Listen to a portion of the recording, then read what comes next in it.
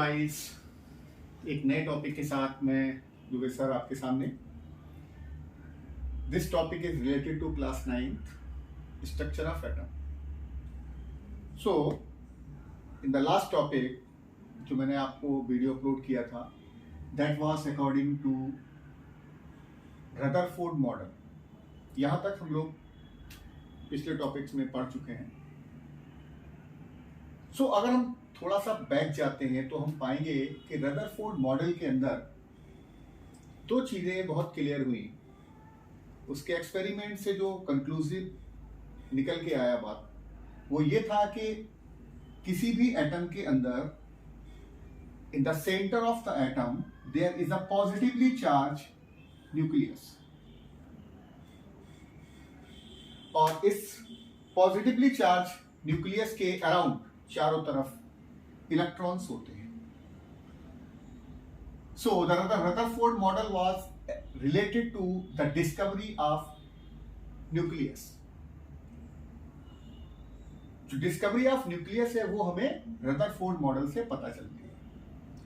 लेकिन जैसा कि मैंने आपको पिछले बार भी बताया था कि जो प्रेजेंट में जो मॉडल हम पढ़ते हैं, जो लेटेस्ट हमारे पास मॉडल है एटम का, ये एकदम से नहीं आया। ये कई सारे साइंटिस्ट के अलग अलग कोशिश के बाद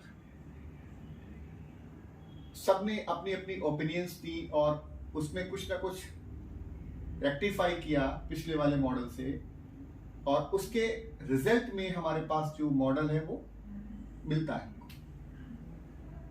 तो अगर हम फिर से बात करें कि क्या रदरफोर्ड मॉडल में भी कुछ ड्रॉबैक्स थे, तो सबसे पहले इस टॉपिक में जाने से पहले यह जानना जरूरी है कि बोहर्स मॉडल ऑफ एटम आया क्यों। आखिर क्या ऐसा नई बात थी जिसको बोहर ने अपने मॉडल में बताया। और इस बात को जानने के लिए यह जरूरी है कि हम रदरफोर्ड मॉडल्स की ड्रॉबैक्स को समझें। रदरफोर्ड ने अपने मॉडल में बहुत अच्छे से एक्सप्लेन करने की कोशिश की about the nucleus, about the position of the electron, but still there were some drawbacks in his model. So in this topic we will start with the drawbacks of Rutherford model. सबसे पहले हम Rutherford model of atoms की कमियों के बारे में बात करेंगे। रदरफोर्ड ने बोला कि किसी भी एटम के अंदर उसके मिडिल के अंदर एक हैवीली पॉजिटिवली चार्ज डेंस मास है जिसको कि हम लोग न्यूक्लियस कहते हैं। That was correct. और दूसरा उसने बताया कि around the nucleus electrons revolve, इसके चारों तरफ इलेक्ट्रॉन्स रिवॉल्व करते रहते हैं। यहीं पर एक क्वेश्चन राइज होता है कि अगर पहली बात तो ये कि इलेक्ट्रॉन जो रिवॉल्व करते हैं वो कहाँ करते हैं, क्योंकि किसी भी एटम का जो 99 पार्ट्स होता है वो तो हॉलो होता है। तो एग्जैक्टली इलेक्ट्रॉन्स होगा कहां पर, यहां पर होगा या यहां पर होगा या यहां पर होगा। मतलब we can not predict the position of electrons. हमें एग्जैक्टली पता नहीं है कि इलेक्ट्रॉन्स चक्कर तो लगाता है, लेकिन कैसे लगाता है, कहां लगाता है, ये बात बिल्कुल भी क्लियर नहीं थी रदरफोर्ड मॉडल में। दूसरी चीज अगर हम समझने की कोशिश करें कि when the electron revolve around the nucleus, so as it accelerate it will lose energy. जैसे जैसे ये एक्सेलरेट करेगा ये अपनी एनर्जी लूज करेगा, और एज इट लूजेस एनर्जी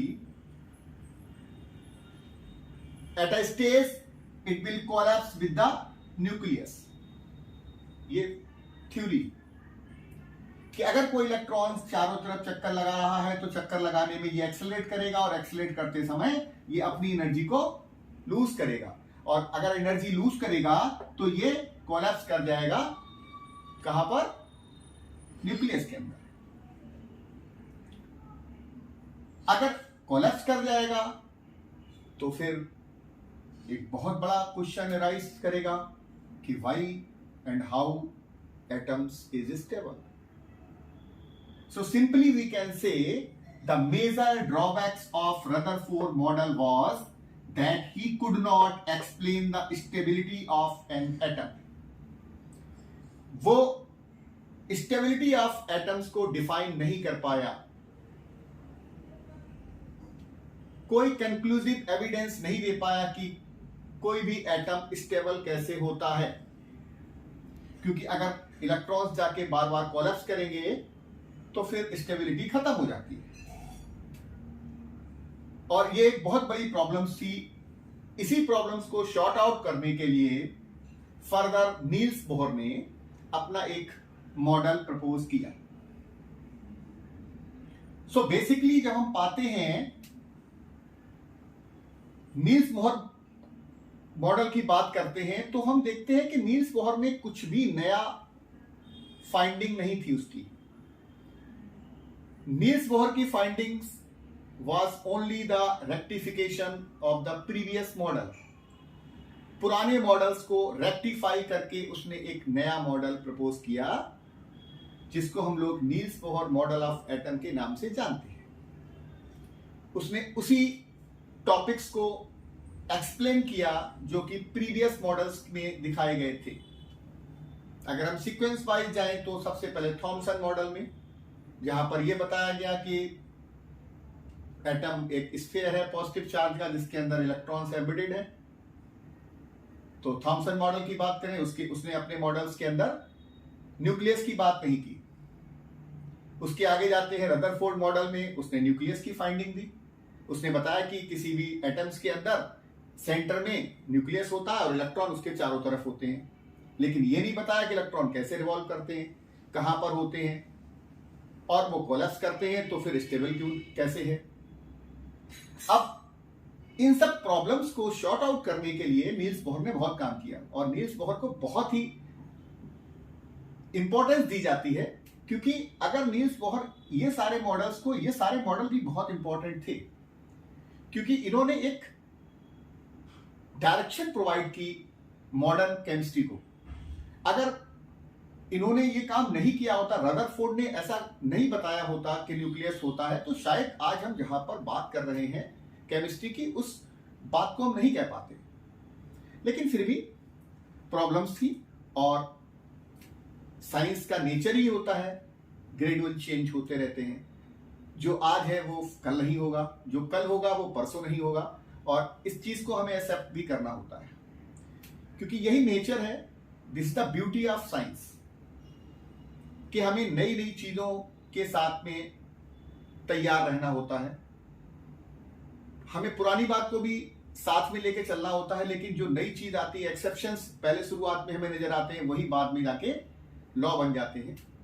शुरुआत में हमें लगता है अरे भाई पिछली बार मैंने ऐसा पढ़ा था, इस बार हम ऐसा पढ़ रहे हैं, इनमें दोनों में क्या कंफ्यूजन है, दोनों में कौन सा सही है कौन सा गलत है, लेकिन दोनों ही सही होते हैं, क्योंकि ये एक सीक्वेंस है, पिछले वाले से अगला वाला फाइंड होता है। ठीक है, तो अभी हम लोग बात कर रहे हैं बोहर्स मॉडल ऑफ एटम की। अब हम अपने मॉडल पे चलते हैं। जैसा कि हमने बताया कि स्टेबिलिटी ऑफ एटम ये एक बहुत बड़ा मेजर इशू था जो एड्रेस नहीं हुआ रदरफोर्ड के मॉडल में।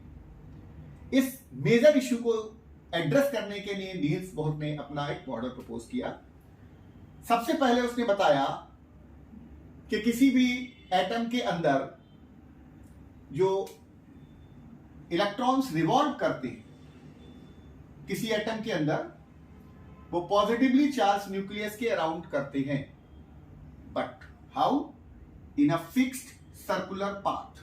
कहां करते हैं? एक फिक्स्ड सर्कुलर पाथ में वो चक्कर लगाते रहते हैं न्यूक्लियस के चारों तरफ। ये बात रदरफोर्ड ने नहीं बताई थी। रदरफोर्ड ने कहा था भाई चक्कर लगाते हैं, कहां लगाते हैं ये नहीं क्लियर किया था, लेकिन नील्स बोहर ने बिल्कुल क्लियर बताया कि electrons revolve around the positively charged nucleus in a fixed circular path called orbits or shell or sometimes known as energy levels. इनके 3 नाम हैं, orbits, shell और energy levels.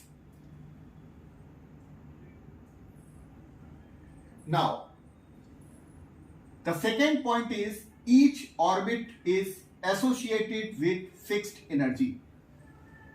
इसका मतलब क्या हुआ कि हर शेल का अपना एक एनर्जी लेवल है,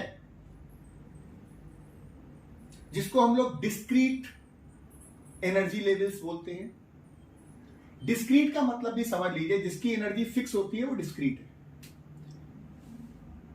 The energy levels are represented by integer n, that is 1, 2, 3, 4 and so on, or by k, l, m, n.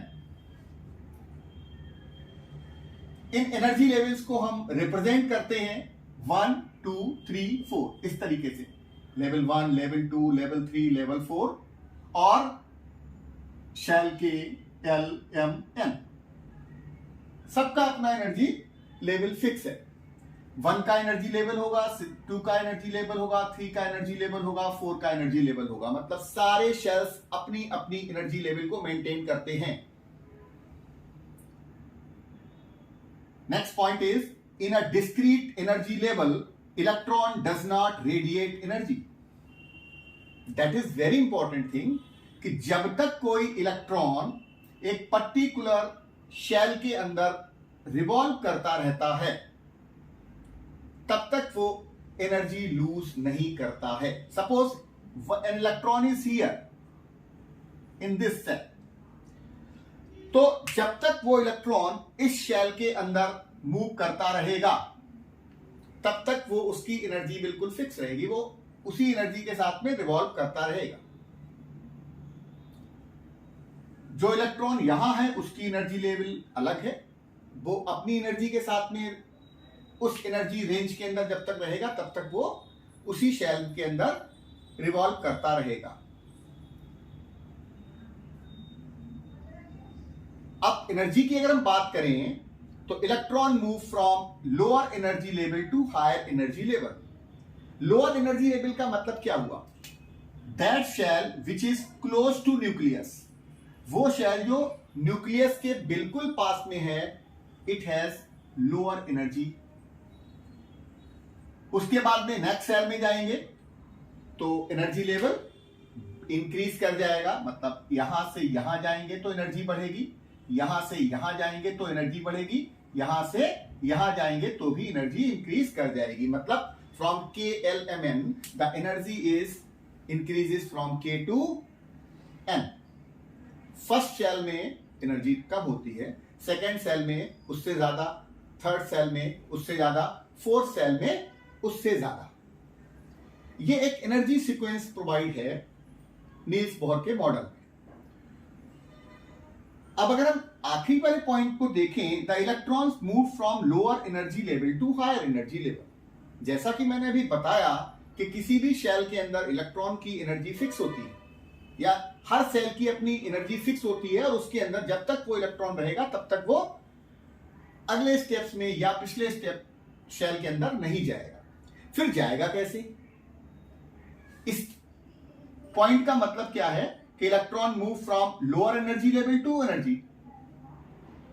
यहां से इलेक्ट्रॉन यहां आया, इसका मतलब यह होता है कि if we provide some external energy to the atom, अगर हमने एटम को कोई एक्सटर्नल एनर्जी प्रोवाइड की तो क्या होगा?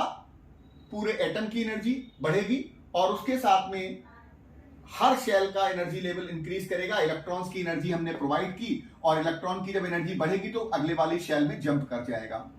फिर हमने और एनर्जी प्रोवाइड की तो वो अगले शेल में जंप कर जाएगा. और finally at a stage this electron escape out from the atom, और ये इलेक्ट्रॉन यहां से बाहर भी जा सकता है अगर हम उस एनर्जी लेवल को प्रोवाइड कर दें जो कि रिक्वायर्ड है. ये एनर्जी लेवल क्या कहलाता है इसको भी बाद में कभी डिस्कस करेंगे. ठीक है. अभी आपने चार बातें बहुत ही अच्छे से समझ पाए आप लोग कि पहला ये कि रदरफोर्ड मॉडल के अगेंस्ट में अगर हम बात करें तो उसने बताया कि जो इलेक्ट्रॉन्स होता है that revolve around the nucleus in a fixed circular path, these are known as orbits और शेल और discrete energy level. Here discrete means the level or energy level with a fixed amount. वो energy level जिनकी energy fix है वो discrete कहलाएंगे। दूसरी बात कि each orbit is associated with fixed energy. हर शेल की अपनी एक एनर्जी है। सबसे कम एनर्जी के शेल की होती है, उसके बाद में एल सेल की होती है, उसके बाद में एम सेल की होती है, उसके बाद में एन सेल की होती है। तो हम के एल एम एन को अगर हम देखेंगे तो सबसे ज्यादा एनर्जी एन शेल की होगी और सबसे कम एनर्जी के शेल की होगी। ठीक है। उसके बाद में the energy levels are represented by integers n 1 2 3 4। इस तरीके से हर अपना 1 2 3 4 कह सकते हैं उनको। ठीक है। लेवल 1, लेवल 2, लेवल 3, लेवल 4 और शेल के फॉर्म में अगर बोलेंगे तो K shell, L shell, M shell और N shell. In a discrete energy level electrons does not radiate energy. जब तक कोई इलेक्ट्रॉन एक पर्टिकुलर शेल के अंदर होता है वो ना एनर्जी रिलीज नहीं करता। और यही एक मेजर रीजन है जिसकी वजह से एटम स्टेबल है। यही एक वो कारण है जिसको रदरफोर्ड एक्सप्लेन नहीं कर पाया था कि आखिर ऐसा क्यों होता है कि वो कोलैप्स करता, स्टेबल कैसे रहता है, ये बात नहीं बता पाया था। इसको बताने के लिए इसने बताया कि जब तक वो अपनी एक पर्टिकुलर एनर्जी शेल्स के अंदर रहता है तब तक वो अपनी एनर्जी रेडिएट नहीं करता। जैसे ही वो ऊपर जाता है या जैसे ही वो नीचे आता है तभी उसके अंदर एनर्जी रेडिएट होती है। और नेक्स्ट पॉइंट था electrons move lower energy level to higher energy level. कोई भी इलेक्ट्रॉन जब एक शेल से लोअर शेल से अपर शेल में जाता है तो हम उसको क्या बोलते हैं, एनर्जी उसकी चेंज होती रहती है। ठीक है। ओके। जो एक चीज और यहीं पर हम लोग समझ लेंगे, एक होता है इलेक्ट्रॉन एट ग्राउंड स्टेट। कौन सा? ग्राउंड स्टेट पर दो तरीके की स्टेट्स आप देखेंगे, वन इज ग्राउंड स्टेट और दूसरा होता है एक्साइटेड स्टेट। कौन सा? एक होता है ग्राउंड स्टेट और जैसे अगर ये न्यूक्लियस है और इसके पास में ये फर्स्ट शेल है, दिस इज कॉल्ड के शेल। तो जब इलेक्ट्रॉन लोअर एनर्जी लेवल में होता है तो हम इसको ग्राउंड स्टेट बोलते हैं। ठीक है। मतलब जिसकी एनर्जी सबसे कम इलेक्ट्रॉन्स जिस सेल में होता है इलेक्ट्रॉन और उसकी एनर्जी बहुत कम होती है तो उसको हम ग्राउंड स्टेट बोलते हैं। उसके अलावा अगर हम देखें, मान लिया यहां पर ही आ जाता है, कौन से एन वाले लास्ट वाले में जब इलेक्ट्रॉन होता है, मतलब this was near about to escape from the surface, इसको हम लोग बोलते हैं एक्साइटेड स्टेट। क्या बोलेंगे इसको? Excited state. मतलब ये वो स्टेट है जब कोई भी इलेक्ट्रॉन्स एक्साइटेड है, ये बाहर जाने के लिए तैयार है क्योंकि इसका एनर्जी लेवल बहुत हाई हो चुका है। इसको फर्दर अगर हम थोड़ी भी एनर्जी प्रोवाइड करेंगे तो निश्चित रूप से बाहर चला जाएगा। यहीं पर एक चीज और बहुत इंपॉर्टेंट है, उसको भी हम लोग समझ लें। वॉल्फ ने अपने मॉडल में यह भी बताया कि किसी भी शेल के अंदर कितने इलेक्ट्रॉन्स रह सकते हैं। Number of electron in different shells. इसके लिए उसने एक फार्मूला दिया 2n²। कितना? 2n², वेयर n क्या है यहां पर? Number of shells. क्या है n? Number of shell. Number of shell. So अगर हम n बराबर 1 माने तो 2 इंटू 1 का स्क्वायर दैट इज 2। मतलब फर्स्ट सेल में 2 इलेक्ट्रॉन रह सकते हैं मैक्सिमम। कम रह सकते हैं, मैक्सिमम। अगर n इज इक्वल टू 2 है तो 2 इंटू 2 का square that is 8। L shell में 8 electron, n is equal to 3 that is 2 into 3 का स्क्वायर 18। m शेल में 18 इलेक्ट्रॉन्स रह सकते हैं। इसी तरीके से n इज इक्वल टू 4 करेंगे तो 4 4 जा 16, दैट इज 32। मतलब अगर हम जानना चाहें कि किसी भी इलेक्ट्रॉन में मैक्सिमम कितने, किसी भी शेल किसी भी लेवल के अंदर मैक्सिमम कितने इलेक्ट्रॉन्स हो सकते हैं, तो हम इस फार्मूले से उसको फाइंड आउट कर सकते हैं 2n स्क्वायर से। ठीक है, n की वैल्यू रखो, फर्स्ट सेल में n की वैल्यू 1 आएगी, सेकेंड सेल में n की वैल्यू 2 आएगी, थर्ड सेल के लिए n की वैल्यू। ठीक है, तो आपने क्या देखा कि हम अलग अलग शेल्स में मैक्सिमम नंबर ऑफ इलेक्ट्रॉन्स निकाल सकते हैं। मिनिमम का कोई फार्मूला नहीं है, मिनिमम तो अकॉर्डिंग टू जो उसका कॉन्फ़िगरेशन होता है उसके हिसाब से रहते हैं, लेकिन मैक्सिमम इलेक्ट्रॉन्स जो हैं वो 2n स्क्वायर लॉ से दिए जा सकते हैं। The maximum electrons can be find by using this formula, this is 2n square. So I think आपको दो बातें आज समझ में आई होंगी। पहला, ड्रॉबैक ऑफ रदरफोर्ड मॉडल, और दूसरा the rectification given by the Bohr's model. उस ड्रॉबैक को दूर करने के लिए जो पॉइंट्स बताए गए वो रदरफोर्ड मॉडल में हैं। सो मुझे लग रहा है कि अभी आप अच्छे समझ गए होंगे बोर्स मॉडल ऑफ एटम्स को। Okay, so stay with me, अगली बार नए टॉपिक के साथ में। ठीक है, आपसे मिलते हैं, गुड बाय।